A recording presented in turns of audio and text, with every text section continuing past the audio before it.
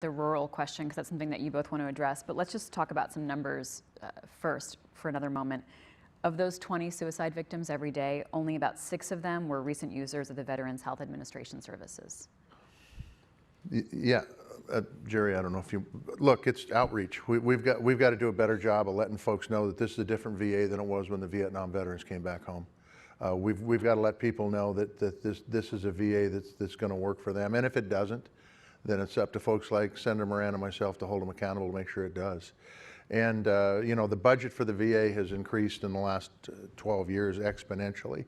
We've been at war for a long time. It makes sense that this happens. But the bottom line is the VA has to deliver too. And if they deliver, I think the word will get out. And we got to do a better job in outreach. That's really the bottom line.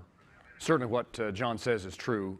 There are a lot of veterans who, it surprises me on a regular basis, that don't know what they are eligible for, entitled to, don't know how to apply, don't know who to go to. We have veteran service organizations across the country who are helpful in that regard, but there are still many veterans who slip through the cracks.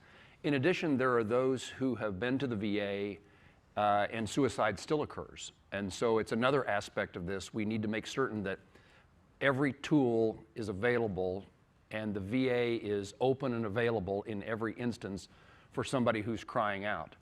And it's not just the VA. It is, we need neighbors, family members.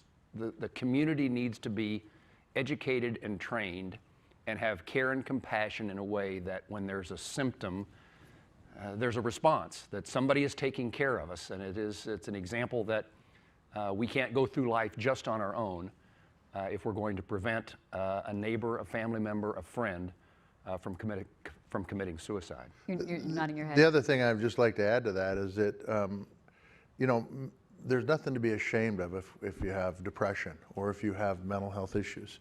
The fact of the matter is the only thing you need to be ashamed of if you don't ask for help. And we need to get that message out, that this is repairable just like a broken arm. And if we can get folks to understand that have the issues, and by the way, don't get penalized for it, whether they're in the military or out of the military, I think you'll get a lot more folks asking for help when they need it. Some other numbers that